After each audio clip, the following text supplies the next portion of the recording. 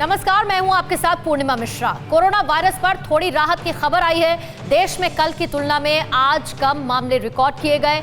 Virus से जुड़ी हर बड़ी खबर आप तक पहुंचाएंगे, लेकिन सबसे पहले आपको उन 3 राज्यों के आंकड़े बता देते हैं जहां पर हालात बेहद खराब हैं। महाराष्ट्र में कोरोना वायरस संक्रमण का कहर थमने का नाम नहीं ले रहा है। महाराष्ट्र में कोरोना के 58,924 नए केस सामने आए, जबकि एक दिन में 351 लोगों ने वायरस की वजह से अपनी जान गंवा दी है। और अब बात देश की राजधानी दिल्ली की भी करते हैं। दिल्ली में कल रात से लॉकडाउन शुरू हो गया है। दिल्ली में जानलेवा कोरोना वायरस खतरनाक स्तर तक पहुंच गया है। दिल्ली में कोरोना के 23,686 नए केस आए हैं और 240 मरीजों की मौत हो गई है। आपको बता दें कि दिल्ली में लगातार बढ़ते कोरोना केस की वजह से सीएम अरविंद केजरीवाल ने लॉकडाउन का ऐलान किया है। दिल्ली में 6 दिन का संपूर्ण लॉकडाउन। और बात देश के सबसे बड़े सूबे उत्तर प्रदेश की, जो कोरोना से हलकान है। हाहाकार मचा हुआ है यूपी में। यूपी की राजधानी लखनऊ समेत प्रदेश के सभी जिलों में हालात बद से बदतर होते जा रहे हैं। यूपी में कोरोना के 28,211 नए केस सामने आए हैं और 167 लोगों ने अपनी जान गंवा दी है। योगी सरकार ने लॉकडाउन लगाने से भी इनकार कर दिया है। तो ये 3 राज्यों की तस्वीर आपने देखी, लेकिन आपको उन 10 शहरों की तस्वीर भी, 10 राज्यों की तस्वीर भी हम दिखा देते हैं जहां पर एक दिन में कोरोना के 10,000 से ज्यादा नए मामले रिकॉर्ड किए गए। सबसे पहले महाराष्ट्र 58,924 नए केस, उत्तर प्रदेश में 28,211 नए केस, दिल्ली में 23,686 नए केस, कर्नाटक में 15,785 नए संक्रमित, छत्तीसगढ़ में यह आंकड़ा 13,834 का रहा, तो केरल में 13,644 लोग इस वायरस की चपेट में आए। मध्य प्रदेश में 12,897 नए मामले आए हैं और राजस्थान में ये आंकड़ा 11,967 रिकॉर्ड किया गया। गुजरात में भी 11,403 ग्राफ ऊपर गया है और तमिलनाडु में 10,941 नए केस रिकॉर्ड किए गए।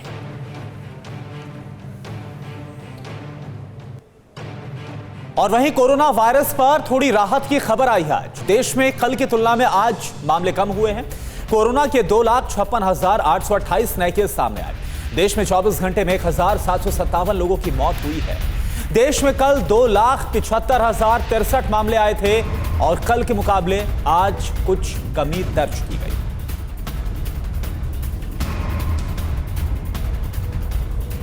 और बड़ी खबर अब आपको बताऊं मैं, कोरोना के बढ़ते मामलों के बीच पीएम मोदी एक्शन में आ गए हैं। पीएम मोदी की आज वैक्सीन निर्माताओं के साथ बैठक है। सुबह 11 बजे वीडियो कॉन्फ्रेंसिंग के जरिए यह मीटिंग होगी। इससे पहले उन्होंने कल दवा कंपनियों के प्रमुखों के साथ मीटिंग की, फार्मास्यूटिकल इंडस्ट्री के लोगों से बात की। आज वैक्सीन कंपनियों के प्रमुखों से बात करेंगे। 11 बजे वीडियो कॉन्फ्रेंसिंग के जरिए बात करेंगे और इस बैठक में कोरोना के हालात और वैक्सीनेशन पर चर्चा होगी। तो प्रधानमंत्री नरेंद्र मोदी एक्शन में आ चुके हैं। देखिए, कल से ही 18 साल से ज्यादा उम्र के लोगों को वैक्सीनेशन का ऐलान किया गया। 1 मई से कल ये ऐलान हुआ और अब वैक्सीन कंपनियों के लोगों से, वैक्सीन कंपनियों के प्रमोटर्स से, उनके अधिकारियों से प्रधानमंत्री नरेंद्र मोदी आज 11 बजे वीडियो कॉन्फ्रेंसिंग के जरिए चर्चा करने जा रहे हैं, क्योंकि बहुत ज़्यादा तादाद में वैक्सीन चाहिए होगी। अभी जब 45 साल से ऊपर के लोगों को वैक्सीन लग रही है तो एक दिन में 30, 35, 40 लाख तक के लोगों को वैक्सीन लगाई जाती है। लेकिन जब 18 साल से ऊपर के सभी लोगों को 1 मई से वैक्सीन लगनी शुरू होगी तो कैसे वो रणनीति बनाई जाएगी, कैसे वैक्सीन का प्रोडक्शन किया जाएगा, कोरोना का हालात, जो इस वक्त कोरोना के हालात हैं, वैक्सीन को लेकर बहुत बातें हो रही हैं, उन सब पे चर्चा होगी।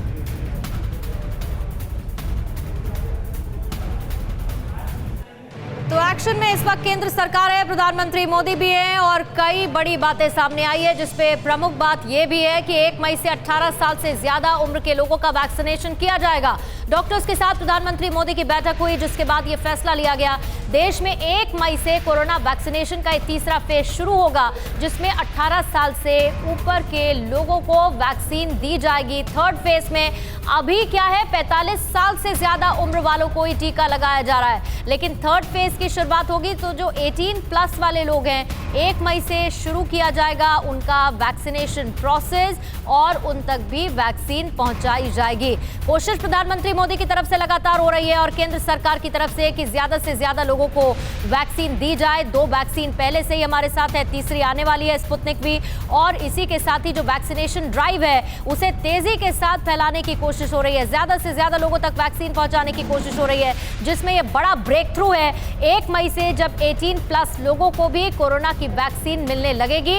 हालांकि जो प्रायोरिटीज है, जैसे कि फ्रंट लाइन वर्कर्स हैं, इन लोगों को जो मेडिकल वर्कर्स हैं, इन्हें उसी तरीके से वैक्सीन मिलती रहेगी जिस तरीके से शुरुआत की गई थी प्राथमिकता के आधार पर।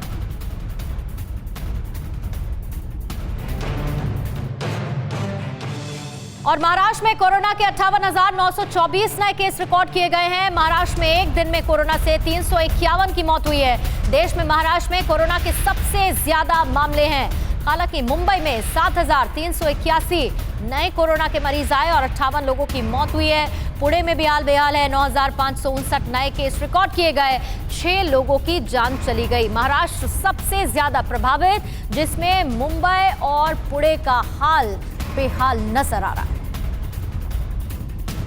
351 लोगों की मौत महाराष्ट्र में हुई है और महाराष्ट्र सरकार की तरफ से सख्त कदम भी उठाए गए, कड़े फैसले भी लिए गए। ब्रेक द चेन मुहिम की शुरुआत की गई ताकि फैलते हुए कोरोना के संक्रमण को रोका जाए, इस चेन को तोड़ा जाए, और इसी बाबत पूरे महाराष्ट्र में सख्ती दिखाई गई है।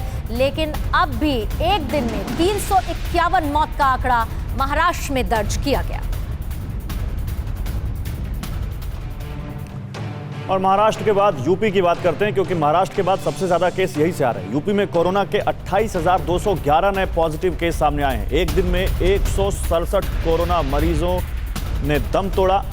कोरोना के 2,08,500 से ज्यादा एक्टिव केस इस वक्त उत्तर प्रदेश में हैं। कल योगी आदित्यनाथ, जो कि उत्तर प्रदेश के मुख्यमंत्री हैं, उन्होंने प्रधानमंत्री से इस मुद्दे पर चर्चा भी की और बताया कि कैसे उनकी सरकार उत्तर प्रदेश में हालात सामान्य करने के लिए और कोरोना से मुकाबला करने के लिए काम कर रही है।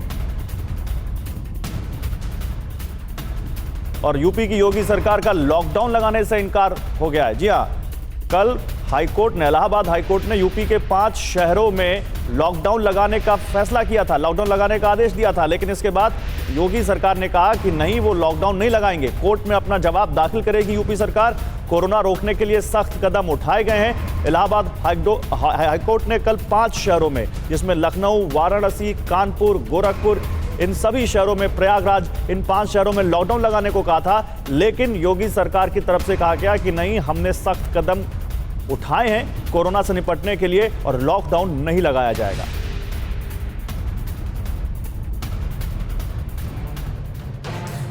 और वहीं दिल्ली से बड़ी खबर, दिल्ली पुलिस की जो मुस्तैदी है, इससे बड़ी संख्या में कोरोना मरीजों की जान बचाई गई। 235 कोरोना मरीजों की जान बची है। निजी अस्पताल में खतरे में 235 मरीजों की जान थी। देर रात लगभग खत्म हो चुकी थी लिक्विड ऑक्सीजन। बॉर्डर पर ट्रैफिक जाम में फंसे थे ऑक्सीजन के कंटेनर। पुलिस ने ग्रीन कॉरिडोर बनाया और ग्रीन कॉरिडोर बनाकर कंटेनर्स को वहां से निकाला गया। ये देखिए किस तरह से दिल्ली में प्रायोरिटी पर जो ऑक्सीजन की सप्लाई है उसे सुनिश्चित किया गया। 235 कोरोना मरीज जो कि एक निजी अस्पताल में एडमिट थे और पूरी तरह से जो स्टॉक था वो ऑक्सीजन का खत्म हो गया था। ऐसे में ग्रीन कॉरिडोर बनाया गया और ग्रीन कॉरिडोर बनाकर, ये तस्वीर हम आपको दिखा रहे हैं, ग्रीन कॉरिडोर बनाकर ट्रैफिक को खोलकर जो ऑक्सीजन है वो अस्पताल तक पहुंचाई गई है। और मोहित ओम इस वक्त हमारे साथ जुड़े हैं पूरी जानकारी के साथ। मोहित, काफी बेहतरीन यह काम किया गया, पूरी जानकारी, पूरी डिटेल्स आप दीजिए। सुधांशु, कल देर रात दिल्ली पुलिस को कॉल मिली थी एक्शन बालाजी हॉस्पिटल की तरफ से कि उनके पास ऑक्सीजन का जो स्टॉक है वो कम हो रहा है और जो उनके ट्रक आ रहे हैं वो ट्रैफिक में फंस गए हैं। 2 जगह से ट्रक आ रहे थे, एक परी चौक से नोएडा की तरफ से और एक बदरपुर बॉर्डर की तरफ से। और एक ट्रक में 5500 लीटर ऑक्सीजन था और एक में 14,000 लीटर से ऊपर ऑक्सीजन था और वो दोनों ट्रक फंसे हुए थे। जैसे दिल्ली पुलिस को इसकी जानकारी मिली, दिल्ली पुलिस ने दोनों रूट्स के ऊपर ग्रीन कॉरिडोर बनाया और कुछ ही देर में जो दोनों ट्रक जो है वो एक्शन बालाजी हॉस्पिटल में पहुंचाए गए। तो दिल्ली पुलिस के एडिशनल डीसीपी सुधांशु धामा ने पूरा ये जो ऑपरेशन था उसको लीड किया है और देर रात में ग्रीन कॉरिडोर बनाना अपने आप में चुनौतीपूर्ण था, क्योंकि जो देर रात के समय मोहित, लेकिन एक चीज और बताइए, मोहित बहुत अच्छा काम है, मोहित बहुत अच्छा काम है दिल्ली पुलिस का, लेकिन क्या अब इसी तरह से ऑक्सीजन के वाहनों को प्रायोरिटी बेसिस पे दिल्ली पुलिस हॉस्पिटल्स तक पहुंचाएगी? क्या इस बात का कोई वहां पर दिल्ली पुलिस के अंदर विचार मंथन? देखिए, अब दिल्ली के अंदर जो स्थिति रहेगी वो ट्रैफिक के नजरिए से काफी हल्की रहेगी, क्योंकि दिल्ली में एक हफ्ते इसका लॉकडाउन हो चुका है। लेकिन जो बॉर्डर एरिया से वहाँ पे जरूर इस तरीके से इत्तला दी जाएगी और दिल्ली पुलिस इस पर जरूर एक काम कर रही है, क्योंकि जिस तरीके से हमारी बात हुई एडिशनल डीसीपी तो उन्होंने कहा है कि इस बात को ऊपर तक पहुंचाया गया है कि जो ऑक्सीजन के सिलेंडर जो बाहर से दिल्ली शहर में आ रहे हैं उनको फ्रीली आने दिया जाए और उनके लिए ट्रैफिक की जो बाध्यता है वो कम करने की कोशिश की जा रही है। इसके लिए आज हो सकता है कि इंटर स्टेट कोऑर्डिनेशन मीटिंग भी हो और जो अगल बगल राज्य हैं उनसे बात की जा सके। और बिल्कुल मोहित, इसी के साथ ये जो तस्वीर है ये देखिए, एक तरीके की प्रतिबद्धता तो है ही जो ऑन ड्यूटी ऑफिसर्स हैं, लेकिन दूसरी तरफ ये इस बात के संकेत भी देती है, इस बात की भी तस्दीक करती है कि सबको जब जैसे बन पड़े मदद की जाए ताकि जो हाल बेहाल हो रहा है कोरोना वायरस के बढ़ते आंकड़ों के साथ उसे रोका जा सके, कंट्रोल किया जा सके। बिल्कुल, जिस तरीके से इस वक्त समस्याओं को सामना करना पड़ रहा है और उसमें दिल्ली पुलिस के कहीं ना कहीं एक मानवीय चेहरा भी सामने आ रहा है। हमने 2 दिन पहले ही देखा था कि एक आउटर दिहालघाट इलाके के अंदर दिल्ली पुलिस ने 235 सिलेंडर जो है वो पहुंचवाए थे ऑक्सीजन के, इसी तरीके से, क्योंकि वहां पे भी एक हॉस्पिटल के अंदर जो मानसा हॉस्पिटल है वहां पे कमी पड़ गई थी और वहां पे करीब 335 जो मरीज थे उनकी हालत गंभीर हो चुकी थी, तो वहां पे भी आधे घंटे के अंदर ऑक्सीजन की सप्लाई कराई गई थी। तो इसी तरीके से दिल्ली पुलिस जो है कहीं ना कहीं अब जो मेडिकल स्टाफ हैं उनकी मदद करते हुए सामने जरूर आती हुई दिख रही है। जी, शुक्रिया मोहित जानकारी देने के लिए। तो देखिए कितने लोगों की जान दिल्ली पुलिस ने बचाई। ऑक्सीजन कंटेनर बॉर्डर पर ट्रैफिक जाम में फंसे हुए थे, जिसके बाद पुलिस अफसरों ने उस ट्रैफिक को खोला, ग्रीन कॉरिडोर बनाया और कई लोगों की जान बचाने में मदद की। बहरहाल दिल्ली की जरूर बात करेंगे, जहां 6 दिन का टोटल लॉकडाउन जिसका ऐलान किया गया है। बड़ी खबर और जानकारी है कि दिल्ली में सोमवार सुबह 5 बजे तक ये लॉकडाउन रहने वाला है। इस लॉकडाउन की शुरुआत कल रात से हो चुकी है। सीएम अरविंद केजरीवाल ने इसका ऐलान कल दोपहर में किया है, क्योंकि दिल्ली में केसेस बढ़ते जा रहे हैं। 240 लोगों की मौत हुई है पिछले 24 घंटे में दिल्ली में और 23,686 नए केस रिकॉर्ड किए गए हैं। और उसके बाद हमने प्रवासी मजदूरों के पलायन की तस्वीरें भी देखी, लेकिन क्योंकि दिल्ली में मेडिकल सिस्टम को दुरुस्त करना है और इसी के बाबत फैसला अरविंद केजरीवाल ने लिया है। जिस तरीके से दिल्ली के अस्पतालों पर लोड बढ़ रहा है, लगातार बढ़ते हुए मरीजों की संख्या, अस्पतालों में जगह नहीं है, ऑक्सीजन की कमी हो रही है, बेड्स खत्म हो रहे हैं। और प्रधानमंत्री मोदी को चिट्ठी भी अरविंद केजरीवाल ने लिखी थी कि जल्द से जल्द ऑक्सीजन की सप्लाई की जाए, बेड्स की संख्या बढ़ाई जाए, और इसकी कोशिश दिल्ली सरकार भी कर रही है। और इन सब के बीच में ये बड़ा फैसला लेते हुए 6 दिन के लॉकडाउन का ऐलान देश की राजधानी दिल्ली में किया गया है।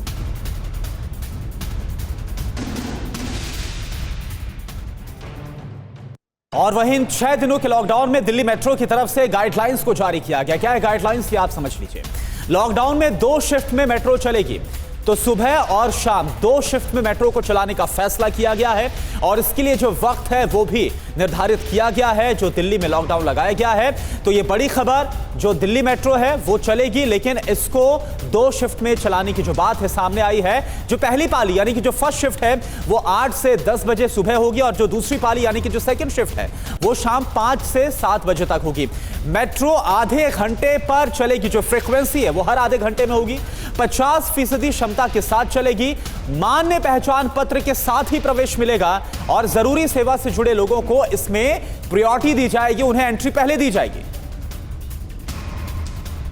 तो लॉकडाउन में 2 शिफ्ट मेट्रो को चलाने का फैसला किया गया है और यह इसलिए किया गया क्योंकि लगातार आप देखिए दिल्ली में भी हालात काफी ज्यादा खराब हो रहे हैं। इसी के मद्देनजर लॉकडाउन का फैसला और किस तरह से दिल्ली मेट्रो को चलाया जाएगा उसमें ज्यादा भीड़ ना हो और लॉकडाउन के दौरान भी लोगों को जो मेट्रो सेवा है वो मिले, इसका ही पूरा ख्याल रखा गया है। तो सुबह 8 से 10 और शाम को 5 से 7 चलाने का फैसला किया गया है।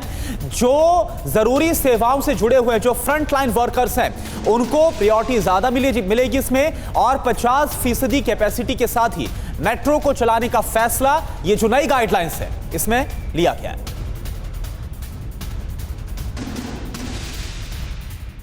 दिल्ली में लॉकडाउन लगते ही प्रवासी मजदूरों में अफरा तफरी मच गई है। देखिए लगातार तस्वीरें अब आ रही हैं 1-2 दिन से, जहां पर लोगों में हड़कंप मचा हुआ है क्योंकि दिल्ली में 6 दिन का लॉकडाउन लगा दिया गया है और जो प्रवासी मजदूर दिल्ली में रहते थे उन्हें अपने गांवों में लौटने की जद्दोजहद दिखाई पड़ रही है। वो लोग इस जद्दोजहद में है कि जल्दी से जो भी साधन मिल रहा है अपने घरों की तरफ लौटें। उनको लॉकडाउन बढ़ने की आशंका है, उनको लगता है कि ये लॉकडाउन और आगे एक्सटेंड हो सकता है। दिल्ली एनसीआर के बस अड्डों और रेलवे स्टेशनों पर भारी भीड़ है और क्योंकि रेलवे स्टेशन में तो वैलिड टिकट के जरिए एंट्री मिल रही है, इसलिए बस अड्डों पर लोड बहुत ज्यादा बढ़ गया है। ये हम लगातार देख रहे हैं दिल्ली के आसपास के जो बस अड्डे हैं, गाजियाबाद में, कौशाम्बी में, आनंद विहार में, हर जगह ये हम लोगों की, प्रवासी मजदूरों की भारी भीड़ देख रहे हैं। प्रवासी मजदूरों का दिल्ली में लॉकडाउन लगते ही पलायन शुरू हो गया है। आनंद विहार बस टर्मिनल से हमारी संवाददाता श्रद्धा चतुर्वेदी ने जायजा लिया है, उनकी रिपोर्ट देखिए। कोरोना वायरस ने एक बार फिर से प्रवासी मजदूरों के लिए परेशानी खड़ी कर दी है। दिल्ली सरकार द्वारा कल एक हफ्ते के लॉकडाउन का ऐलान किया गया और एक बार फिर से मजदूरों के पलायन की तस्वीर देखने को मिली। दरअसल लगातार केस बढ़ते जा रहे थे, इसको देखते हुए दिल्ली सरकार ने यह फैसला लिया कि अब एक हफ्ते का लॉकडाउन किया जाएगा। मसलन ये भी लोग कहा गया मुख्यमंत्री अरविंद केजरीवाल की तरफ से कि मजदूरों से हमारा ये निवेदन है कि वो पलायन ना करें, हम उनके लिए यहाँ पर हैं, हर संभव मदद की जाएगी। लेकिन तस्वीरें आप मेरे सामने देख सकते हैं कि जैसे ही कल सोमवार को घोषणा हुई लॉकडाउन की कि एक हफ्ते का लॉकडाउन किया जाएगा, तो आप देखेंगे कि पलायन किस तरीके से मजदूरों का यहाँ पे शुरू हो गया है। हम उनसे बात करते हैं और पूछते हैं कि कहाँ जा रहे हैं, एकदम से अपने घर जाने के लिए हो गए? कोरोना की वजह से जा रहे हैं, लॉकडाउन लग गया। लॉकडाउन लग गया है, लेकिन दिल्ली सरकार ने तो ये कहा कि नहीं जाइए, हम मदद करेंगे। फिर आपको ऐसा क्यों लगा कि घर जाना ज्यादा सही है? जब काम ही बंद हो गया तो यहाँ पे क्या करेंगे? 10 लोग नजर आ रहे हैं यहाँ पर जो रोज कमा करके रोज खाते थे और सभी ने कहा कि लॉकडाउन लग गया है, इसीलिए हमें जाना पड़ेगा, हमारी दुकानें बंद होगी, हम क्या कमाएंगे और क्या खाएंगे। तो आपने देखा हमारी संवाददाता ने जो लोगों से बात की, एक पैनिक फिर से नजर आ रहा। और इन सब के बीच बड़ी खबर यह है कि सीएम अरविंद केजरीवाल ने प्रवासी मजदूरों से अपील की है। ये छोटा लॉकडाउन है, दिल्ली छोड़कर आप ना जाएं, अरविंद केजरीवाल की तरफ से कहा गया है। और जल्द ही केस कम होने की उम्मीद है, लॉकडाउन बढ़ाने की जरूरत नहीं पड़ेगी। तो एक तरफ अरविंद केजरीवाल की तरफ से लोगों से खुद अपील की गई है कि आप इस तरह से पैनिक में ना आए और दिल्ली छोड़कर आप ना जाएं। जो भीड़ इस वक्त नजर आ रही है, बस अड्डों पर नजर आ रही है, रेलवे स्टेशन के बाहर नजर आ रही है, और फिर से वही जो वेव 1 में हालात थे वही एक बार फिर से नजर आ रहे हैं दिल्ली में। तो इसको लेकर दिल्ली के सीएम अरविंद केजरीवाल की तरफ से अपील की, छोटा लॉकडाउन है और बहुत जल्द हालात काफी ठीक हो जाएंगे, केसेस कम होंगे, हमें आगे लॉकडाउन बढ़ाने की जरूरत नहीं पड़ेगी, इस बात की पूरी उम्मीद है। पिछली बार जब देश में लॉकडाउन लगा था, हमने देखा कि किस तरह बड़ी संख्या में प्रवासी मजदूर अपने गांव जाने लगे थे। उनसे मैं ख़ास तौर से हाथ जोड़ के अपील करना चाहता हूं, ये छोटा सा लॉकडाउन है, 6 दिन का, दिल्ली छोड़ के मत जाइएगा। आपके आने जाने में इतना समय खराब हो जाएगा, इतना पैसा खराब हो जाएगा, इतनी ऊर्जा खराब होती है। दिल्ली में रहिए। मुझे उम्मीद है कि ये छोटा लॉकडाउन है और छोटा ही रहेगा। मुझे पूरी उम्मीद है कि शायद बढ़ाने की ज़रूरत ना पड़े। आप दिल्ली में रहिए। और वहीं दिल्ली एम्स के डायरेक्टर रणदीप गुलेरिया की अपील, और ये कहा उन्होंने कि मास्क लगाएं, दूरी बनाएं, बंद जगहों पर ना जाएं। कोरोना की दूसरी लहर में ऑक्सीजन की ज्यादा खपत हो रही है, बुजुर्ग दूसरी लहर में भी ज्यादा खतरे में हैं। रणदीप गुलेरिया ने इस बात की अपील की है कि खुद को बचा के रखना है। ऑक्सीजन की खपत ज्यादा हो रही है, जो बुजुर्ग हैं वो दूसरी लहर में भी ज्यादा खतरे में हैं और इसीलिए उनको बचाने की जरूरत है और उसके लिए मास्क का इस्तेमाल करना है, दूरी बनाए रखना है और जो बंद जगह है वहां जाने से बचने की कोशिश जरूरी है। उधर पूर्व प्रधानमंत्री doctor Manmohan Singh corona positive हो गए। मनमोहन सिंह का दिल्ली के एम्स में इलाज चल रहा है। मनमोहन सिंह वैक्सीन की दोनों डोज ले चुके थे। उधर तेलंगाना के सीएम के चंद्रशेखर राव भी कोरोना पॉजिटिव हो गए हैं, उनके फार्म हाउस में इलाज चल रहा है। लेकिन देखिए लगातार लोग पॉजिटिव हो रहे हैं और पूर्व प्रधानमंत्री मनमोहन सिंह जो वैक्सीन की दोनों डोज ले चुके थे उनके पॉजिटिव होने की खबर आई, दिल्ली के एम्स में भर्ती हैं। और के चंद्रशेखर राव जो कि तेलंगाना के मुख्यमंत्री हैं वो भी कोरोना पॉजिटिव हो गए।